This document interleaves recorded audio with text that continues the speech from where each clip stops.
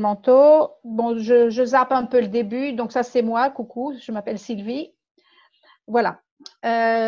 Donc, les modèles mentaux, de quoi parle-t-on? Donc, alors, c'est quand même pour qu'on sache un petit peu de quoi on parle, je vais passer dessus rapidement. Donc, les modèles mentaux sont de représentation du monde qui nous permettent d'anticiper les résultats de ce qu'on fait.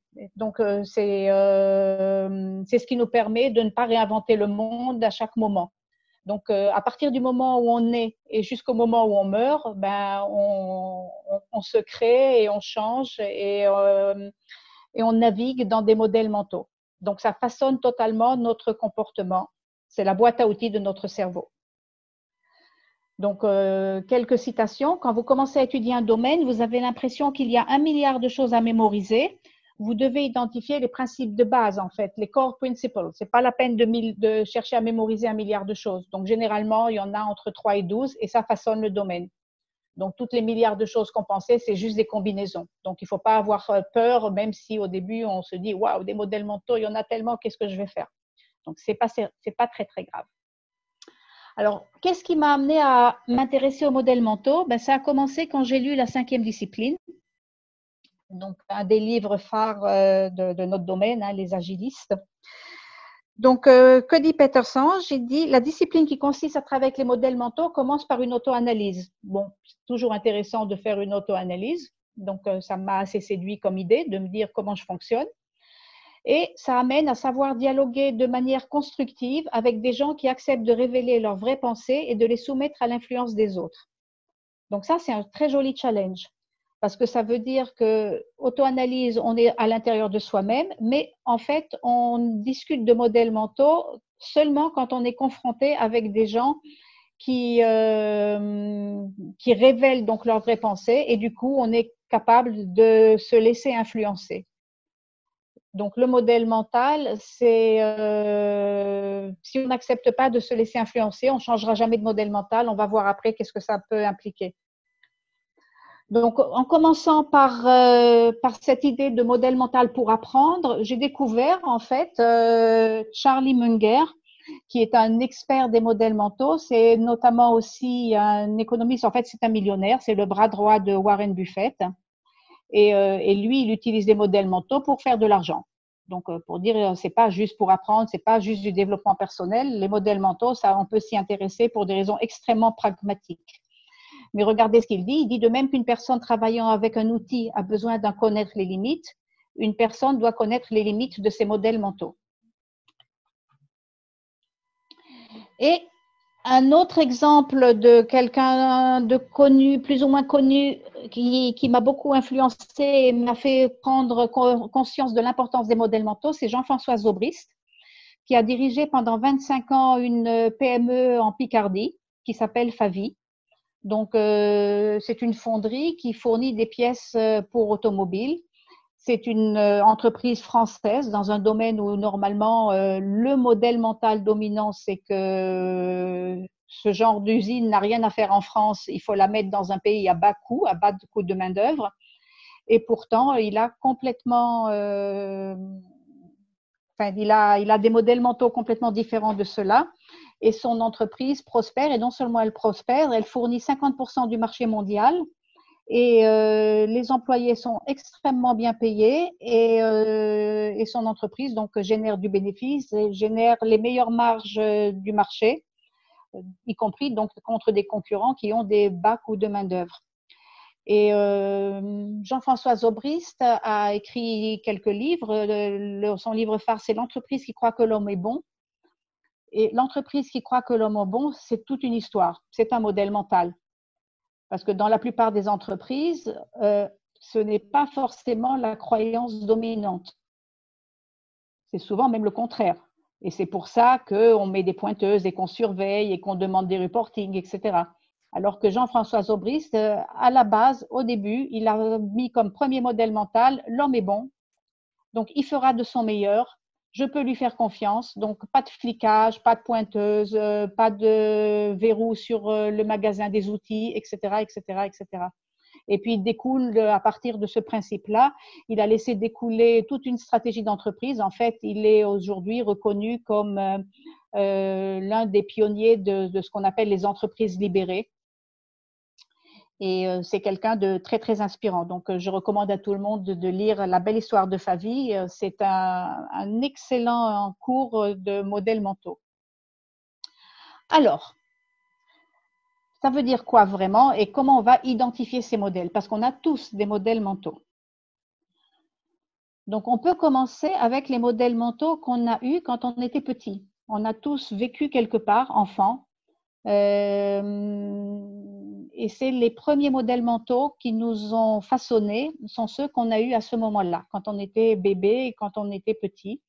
Donc, comment on peut savoir quels étaient les modèles mentaux de cette époque? On peut prendre les choses que nos parents ou que notre entourage disaient. Qu'est-ce qu'on entendait? Est-ce qu'on entendait plutôt la chance sourit aux audacieux, ou nous on trie mais c'est toujours les autres qui gagnent, ou il faut souffrir pour être belle? Essaye, tu verras bien, tais-toi, fais ce qu'on te dit, les garçons ne font pas ceci, les filles ne font pas cela, ou au contraire, les garçons doivent faire comme ça et les filles doivent faire comme ça. Qui aime bien châtie bien, je te fais confiance, ne te laisse pas faire, une cuillère pour papa, une cuillère pour maman, etc., etc.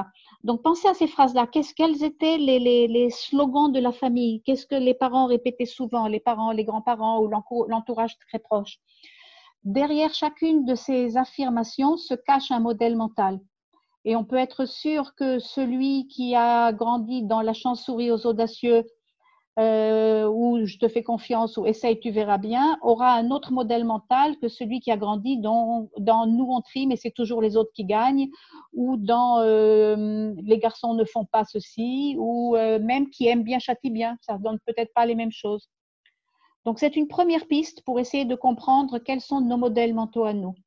Une autre manière de le faire, toujours pour trouver nos modèles mentaux à nous, c'est chercher les inspirations qui ont structuré notre enfance. Alors, sans y mettre de jugement de valeur, hein, on cherche juste à identifier. Donc, les livres, par exemple. Quels livres il y avait à la maison? Est-ce que c'était la Bible, Astérix, Iliade et l'Odyssée, Le Capital, Les Fleurs du Mal, 2001, l'Odyssée de l'espace, Le Club des Cinq, tout ça, ou lesquels, ou d'autres? Ce ne sont pas les mêmes modèles mentaux qu'il y a derrière ces différents livres. Quelle musique on écoutait à la maison? Du Mozart, les Rolling Stones, Louis Armstrong, Claude François, Simon Garfunkel, etc. Ou quelles étaient les activités qu'on faisait en famille? Du foot, du tennis, on allait au cinéma, on allait au musée, on faisait des randos, on aimait lire, on faisait de la peinture. Tout cela construit des modèles mentaux. Donc, à partir de ces modèles mentaux, on commence à grandir. Donc, déjà, le même item n'est pas perçu de la même manière par chacun. Par exemple, si je dis foot, alors on ne peut pas, là, dans la conférence, poser la question, mais posez-vous la question et posez la question autour de vous. Qu'est-ce que le mot foot évoque? Ben, pour certains, ça va évoquer des super moments en famille le samedi ou le dimanche. Pour d'autres, ça va évoquer l'argent roi. Pour d'autres, ça va évoquer la compétition contre un club voisin, etc., etc. Donc, le même mot n'évoque pas la même chose. Même derrière un mot se cachent des modèles mentaux différents. Astérix, ça peut être un moment de détente avec la BD, ça peut être du patriotisme gaulois, ça peut être, c'est très drôle, ça peut être une introduction au latin, etc., etc. Ou ça peut être juste un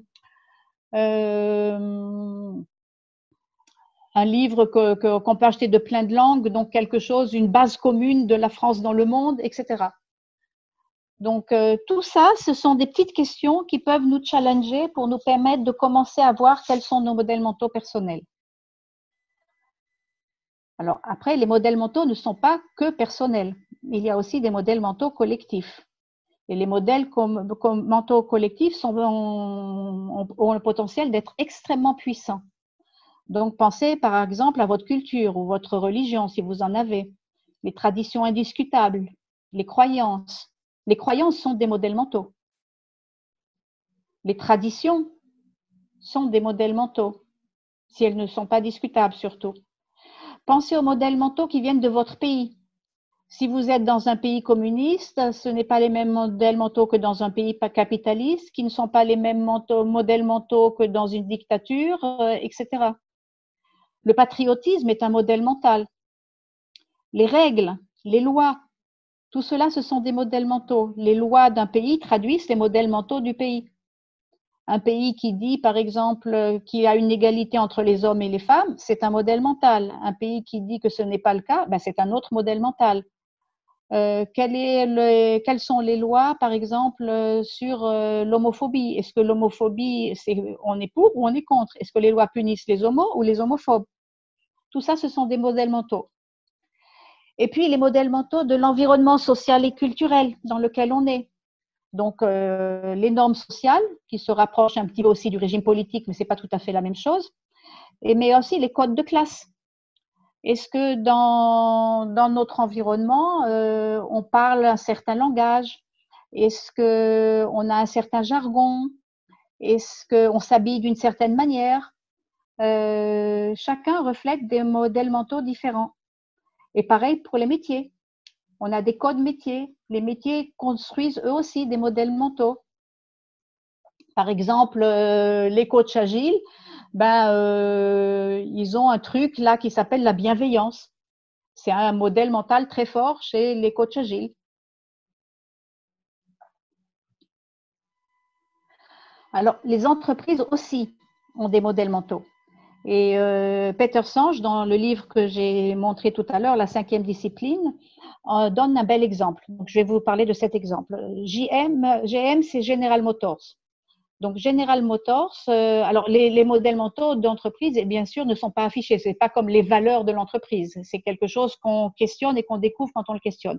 Donc, dans cette histoire-là, General Motors a quelques modèles mentaux qui ne sont pas dits, donc, mais qui sont General Motors, c'est là pour gagner de l'argent, pas pour faire des voitures. Une voiture symbolise avant tout un statut social. Son apparence est donc plus importante que sa qualité. Le marché américain des automobiles est isolé du reste du monde. Le rôle des ouvriers dans la qualité ou la productivité est faible. Et tout membre du système General Motors n'a besoin que d'une compréhension partielle de l'organisation liée à sa fonction dans l'entreprise. Donc, il y a ici 5 modèles mentaux, des modèles mentaux forts de General Motors, sachant que les 2 derniers sur le rôle des ouvriers ou la compréhension dans l'organisation, ce n'est pas que General Motors, c'est des modèles mentaux courants dans pas mal d'entreprises. Et le premier aussi d'ailleurs. Notre entreprise est là pour gagner de l'argent et pas pour faire, je ne sais pas, des voitures, des robes ou que sais-je. Mais par contre, les 2 autres, le numéro 2 et le numéro 3, sont vraiment très spécifiques à General Motors. Donc, la voiture comme symbole de statut social ou le marqué américain qui est isolé du reste du monde. Donc voilà, General Motors fonctionne avec ces modèles mentaux-là et ça se passe très bien. Mais en 1988, la part des véhicules japonais a augmenté aux États-Unis et dépasse les 40%. Et on ne peut pas attribuer ça à une main-d'œuvre bon marché, ni à une protection des marchés locaux. Donc, un groupe de dirigeants du secteur de l'automobile de Detroit, donc General Motors et quelques autres, organise la visite d'une usine au Japon, pour ne pas la nommer, hein, c'était Toyota, dans l'entreprise, donc dans l'objectif de voir quel management a été mis en place là-bas pour arriver à ces résultats. Donc, ils visitent l'entreprise. Et quand c'est fini, ils reviennent dans l'avion. Il y avait aussi des journalistes qui faisaient partie de l'expédition, donc qui interviewent les participants. Et voilà la citation d'un des participants. Ils nous ont bernés. Il n'y a aucun stock dans les usines. J'ai été dans la production pendant près de 30 ans et je peux vous dire qu'il ne s'agit pas de vraies usines. Elles ont été clairement mises en scène pour notre visite. Donc, ce n'est pas une blague. C'est ce qu'a dit vraiment un des dirigeants de General Motors en revenant de cette visite chez Toyota. Qu'est-ce qui fait ça? Il a été en visite, il a vu autre chose et simplement ces modèles mentaux n'ont pas été capables d'assimiler ce qu'il a vu. Donc pour lui, plutôt que de remettre en cause ces modèles mentaux, il était plus facile de se dire on nous a bernés. Donc ça correspondait plus à ces modèles mentaux. Un concurrent ne va pas nous révéler ses secrets. Donc, dans ce modèle mental à lui, c'était beaucoup plus logique de se dire on a été berné. Et moi, je sais très bien, ça fait 30 ans que je suis dans l'industrie, j'ai su dévoiler la tricherie. Donc, ça, c'est quelque chose que les modèles mentaux nous font faire. C'est-à-dire, quand on a un modèle mental et on est vraiment accroché au-dessus, le modèle mental nous sert à percevoir le monde. Et si le monde ne correspond pas à notre vision, plutôt que de changer de modèle mental, on va tordre le monde pour qu'il rentre dans cette vision. Alors, quand on parle de théorie du complot, etc., on voit exactement où peuvent mener des modèles mentaux. La réalité ne correspond pas à ce qu'on pense, ben, c'est que la réalité n'est pas celle qu'on nous montre et il y a quelque chose d'autre. Et nous, on est malins, nos modèles mentaux sont sûrs et certains. On est sûr de nos modèles mentaux. Et donc, c'est qu'on triche, c'est qu'on ne nous dit pas tout, voilà, c'est qu'on nous cache des choses.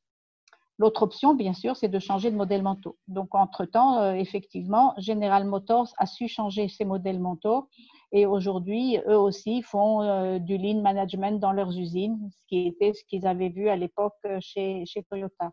Et d'ailleurs, la plupart des usines du monde aujourd'hui fonctionnent de cette manière-là.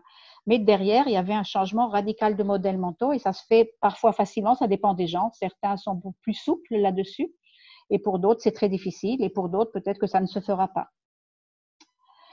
Donc, comment on va faire pour identifier les modèles mentaux? Donc, la méthode que je propose ici, et c'est loin d'être la seule, hein, il peut y en avoir d'autres, c'est d'utiliser la métaphore de l'iceberg. Donc, on va observer ces modèles mentaux avec la métaphore de l'iceberg. Donc, vous voyez bien l'iceberg. Dans un iceberg, on a 10% de visible et 90% d'invisible. Avec les modèles mentaux, c'est un petit peu la même chose. Donc, qu'est-ce qu'on va faire? On va commencer à rentrer, à creuser un peu, à aller dans l'eau, à plonger pour aller voir qu'est-ce qui se passe dans la partie invisible. Donc, on va chercher à trouver des motifs récurrents des événements. Je rentrerai plus en détail tout à l'heure. Donc, on va chercher des motifs récurrents des événements.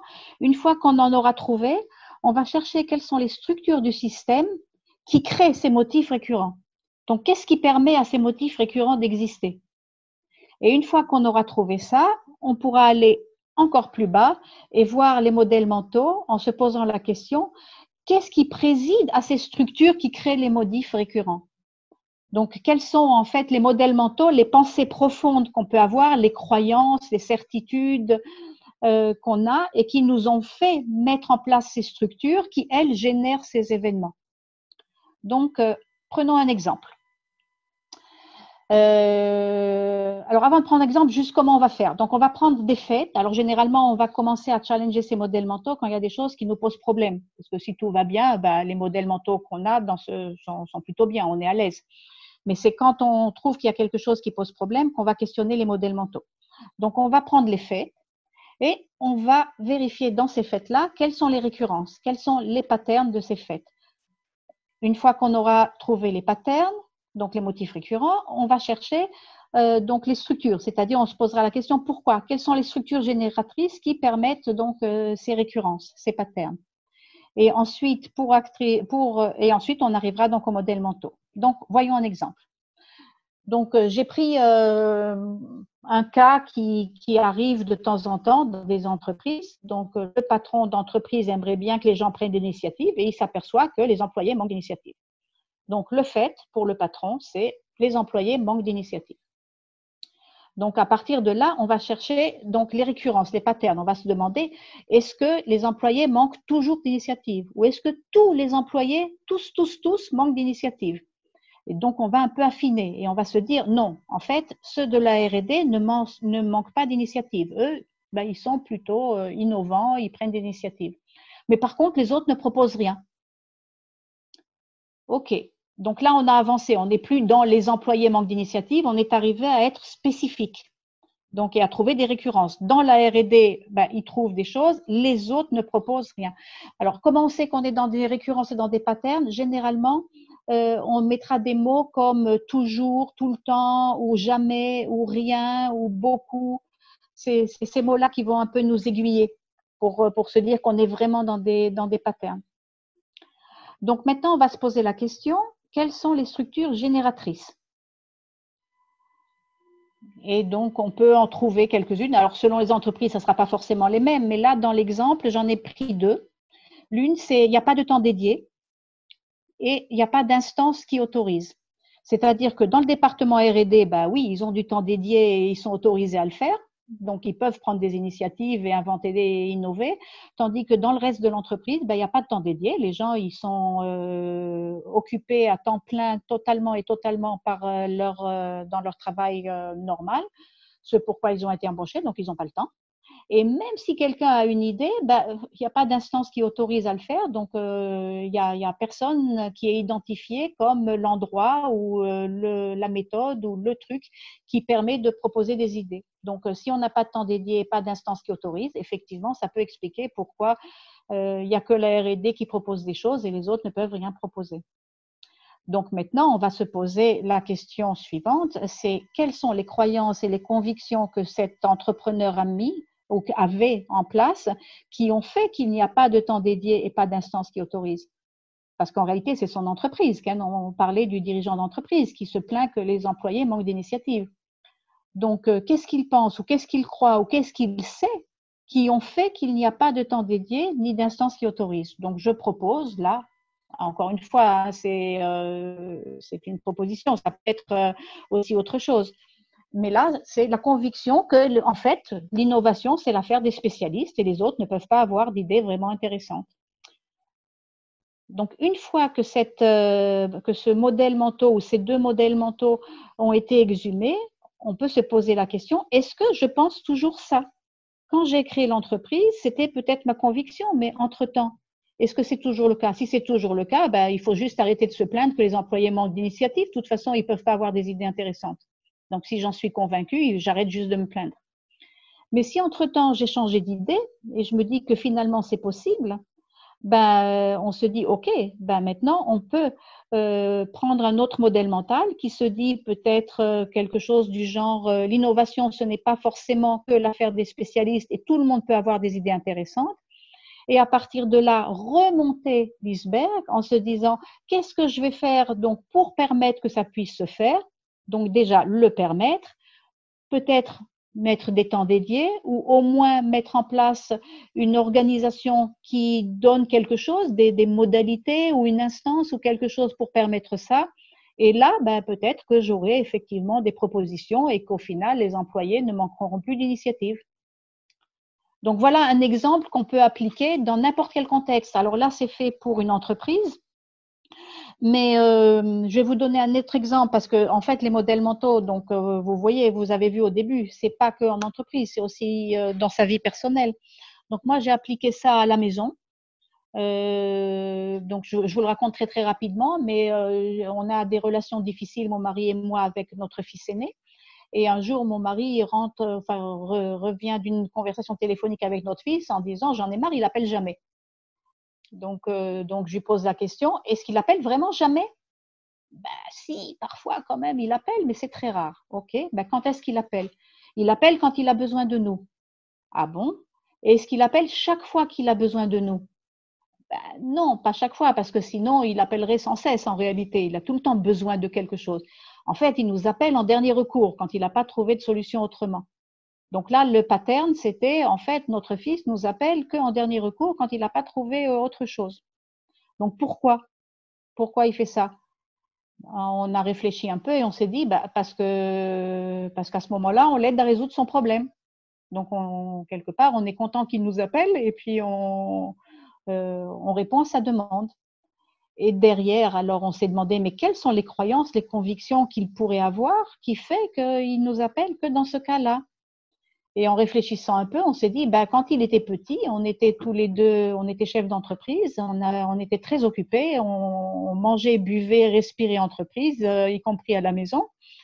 Et quand nos enfants venaient nous demander des trucs, notre comportement à nous en tant que parents, il était souvent, écoute, on est vachement occupés, est-ce que tu peux peut-être te débrouiller tout seul?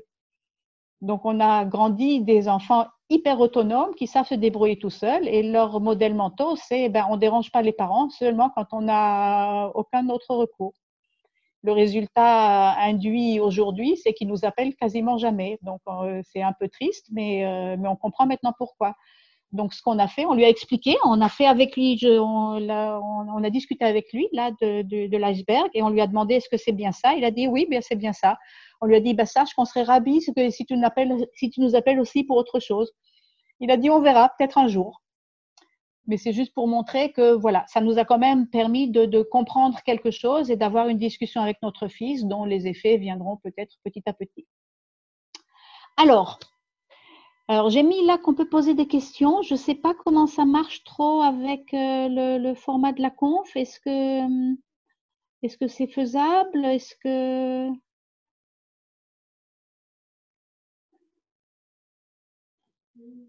Qu'est-ce que je vois? Est-ce qu'il n'y aurait pas intérêt pour une organisation d'expliciter ces modèles mentaux au même titre que les valeurs, faire preuve de congruence pour mieux collaborer pour un meilleur engagement de tous?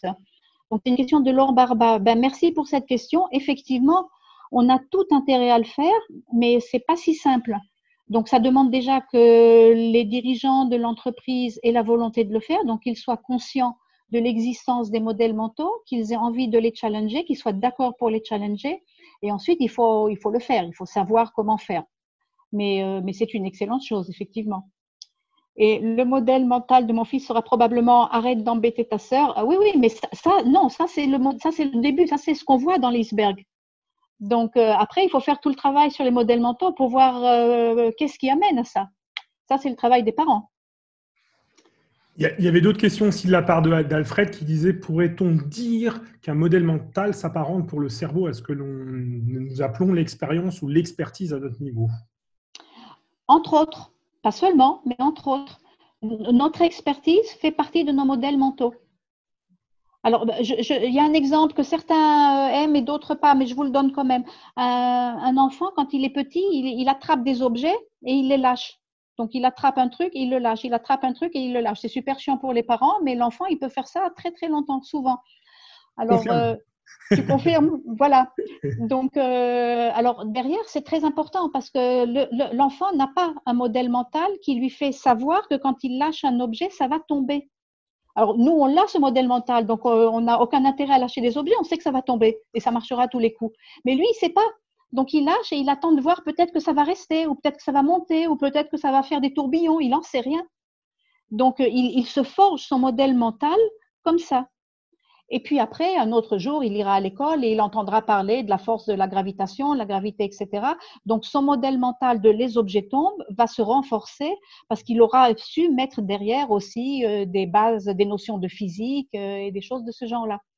Donc, et puis peut-être qu'un jour, il deviendra un physicien et expert dans les fusées ou dans les choses comme ça. Et il saura aussi comment on surmonte ça et comment des objets peuvent ne pas forcément tomber.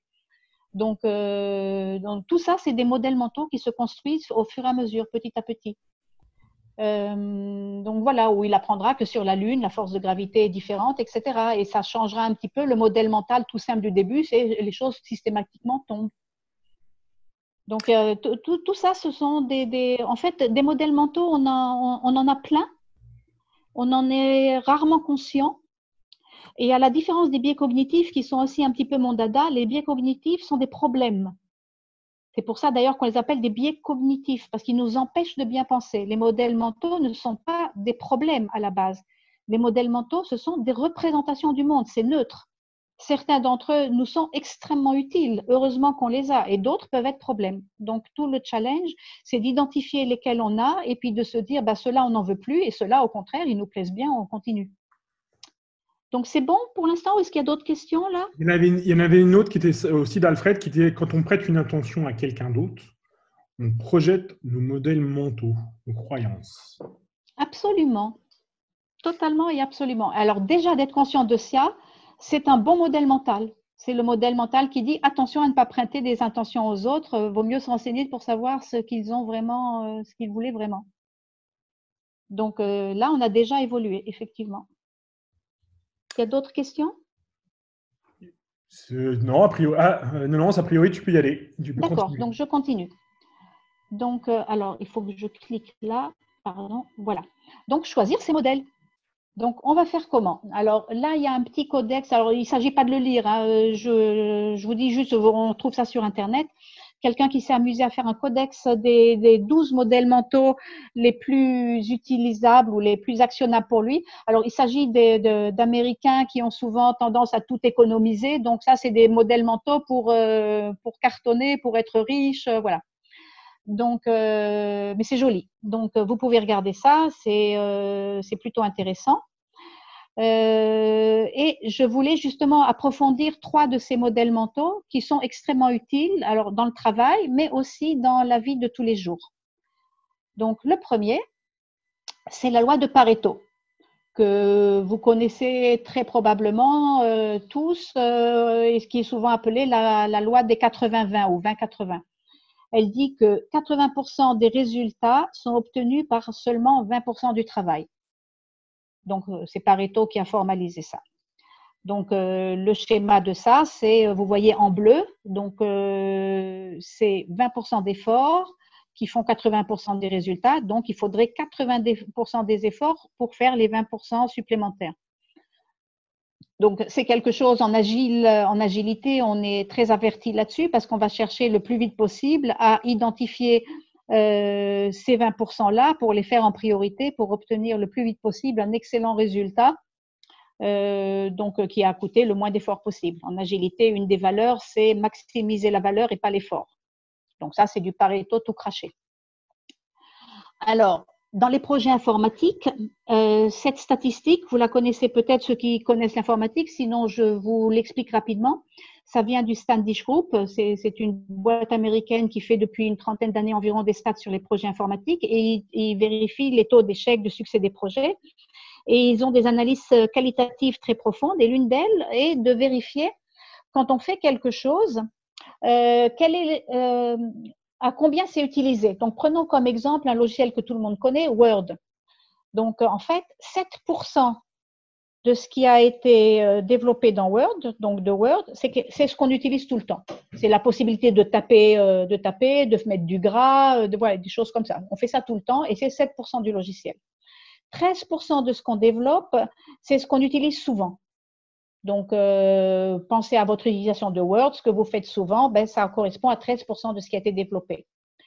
Ensuite, oubliez un petit peu le parfois et le rarement, mais regardez le jamais. 45% de ce qui a été développé ne sert jamais. Et quand on dit jamais, ça veut dire jamais. Même pas un petit peu, parfois, quelque part dans le monde, c'est vraiment jamais. Alors, si on est Word, on peut se le permettre. On est number one, on veut le rester, etc. On veut être incontournable, donc on fait aussi des trucs qui servent jamais parce que au cas où. Mais quand on n'est pas Word, quand on est un entrepreneur normal, ben on peut se dire ça vaut peut-être la peine d'identifier ce qui n'est jamais utilisé et ne pas le faire. Après, le parfois et le rarement, c'est entre les deux. Mais si vous regardez le tout le temps et le souvent, vous voyez, 7 plus 13, ça fait 20. Et hop, on retombe dans le Pareto. Et les chiffres ne sont pas trafiqués pour que ça tombe juste. Cette stat est totalement indépendante de ça. Mais en fait, c'est une confirmation de la loi de Pareto dans les projets informatiques. Donc, ce qu'on dit généralement quand on coach des entreprises dans le domaine informatique, on leur dit, commencez par identifier ça et ça. Les deux sont, ça c'est peut-être même encore plus intéressant parce que ça économise quasiment 50% du travail. Mais identifiez aussi ça et faites ça. Et puis après, on verra si ça c'est nécessaire ou pas. Alors, ça marche aussi dans mon placard. Hein. Je dis, c'est pas que dans l'entreprise. Vous voyez, c'est dense, il y a plein de trucs. Mais si je me posais la question réellement, je pourrais me demander quels sont les 20% de vêtements que je porte 80% du temps. Et après, je pourrais me dire, est-ce que j'ai vraiment besoin d'encombrer mon placard avec tous les autres ou est-ce que je fais de la place? Après, si je fais de la place pour acheter encore 80% de vêtements que je ne porterai pas, vous voyez, c'est peut-être pas très utile. Mais enfin, c'est pour vous montrer qu'on peut appliquer la loi de Pareto dans tous les domaines. Donc, c'est intéressant. Alors après, on peut aller encore plus loin. On peut continuer à optimiser. Donc, avez-vous pensé, ceux qui connaissent déjà Pareto, à faire du Pareto en abîme? Alors, qu'est-ce que je veux dire? On a identifié les 20%. Dans ces 20%, identifions les 20% des 20%. Donc, ça va nous faire, ces 20% de 20% vont nous faire 80% des 80%. Donc, avec un Pareto comme ça en puissance 2, on aura 4% de l'effort, donc 20% de 20%, n'est-ce pas? Donc, ça fait 4% et ça va nous donner 64% de résultats. 80% de 80%. Et si on allait plus loin, juste pour s'amuser, un troisième passage de 20%. Donc là, on va faire les 20% de ces, les 20% de ces 20%-là hein, et 80% des 80% là. Donc, on va voir que moins d'1% d'effort va nous donner plus de 50% de résultats. Alors, je ne sais pas pour vous, moi, quand j'ai calculé ça, je me suis fait « Waouh !» Donc, en faisant du Pareto à l'extrême, donc de l'extrême parétisme, on peut avoir 50% du résultat escompté avec juste 1% d'effort. Je ne sais pas pour vous, moi je trouve ça magique. Alors, deuxième modèle mental que j'adore et que j'aimerais bien vous proposer, c'est l'intelligence collective. On pense mieux en groupe que seul. Alors, l'intelligence collective, c'est plutôt à la mode en ce moment. Donc, et je m'en réjouis, mais je m'en réjouis vraiment, vraiment, sincèrement et profondément. Vous êtes tous ici des gens intelligents, la preuve, vous êtes là. Donc vous savez penser et vous avez des idées et vous êtes intelligent. Mais dites-vous qu'en rassemblant des gens intelligents, eh ben, on arrive à encore plus que tout seul. Ça a l'air assez simple en réalité. Même si vous avez un QI de génie, même Einstein, quoi. Un type super intelligent, il n'a pas tout inventé. Hein. Il s'est basé sur des choses qui existaient et il parlait avec des pairs, etc., des sparring partners et tout ça. Donc, l'intelligence collective, c'est pas tout neuf. Mais sortir des modèles mentaux qui disent je dois faire tout seul ou je sais mieux que les autres, etc., ben, ça vaut la peine. Ça vaut la peine. Alors, vous connaissez le proverbe seul on va plus vite, ensemble on va plus loin. J'arrête pas de l'entendre ces derniers temps. Je sais pas pourquoi il est devenu super à la mode ce truc. Et moi, mes modèles mentaux qui disent challenge tout, eh ben, je me suis posé la question vraiment. Alors lui, oui, tout seul, il ira certainement plus vite. Hein, c'est Usain Bolt, c'est le champion du monde. Donc lui, oui, si vous êtes Usain Bolt, vous irez plus vite. Moi, je pense qu'ensemble, on peut aller aussi bien plus vite que plus loin. Donc, je vous propose un modèle mental d'intelligence collective qui vous fait dire qu'ensemble, on ira plus vite et plus loin. À réfléchir. C'est une proposition. Et le troisième que je vais vous proposer là, c'est l'erreur est une chance, valoriser les erreurs. Alors, vous avez sûrement entendu parler du droit à l'erreur. Le droit à l'erreur, j'aime pas. Parce que le droit à l'erreur, ben, vous voyez, c'est un droit. C'est un peu comme si, ouais, bon, l'erreur, c'est pas génial, mais tu as le droit. Non. Là, ce que je vous propose comme modèle mental, c'est valoriser les erreurs. C'est pas le droit, c'est les valoriser. Prenons le cas du petit bébé là. Si on lui dit, ouais, bon, tu as le droit de tomber, ouais, c'est pas très motivant, hein.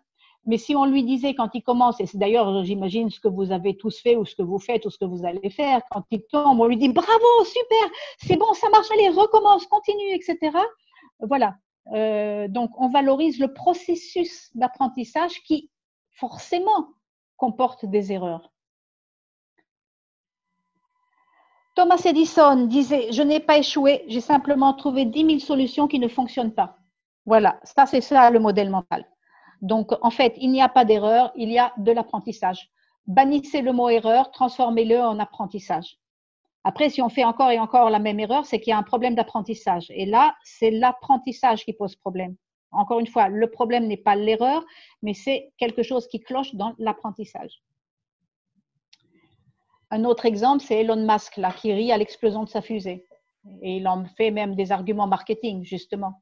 Donc, le droit à l'erreur poussé à son extrême presque. Enfin, il y en a d'autres des extrêmes, mais voilà. Donc, la valorisation des erreurs. Alors, fermez les yeux et imaginez que vous travaillez en groupe pour prendre des belles décisions,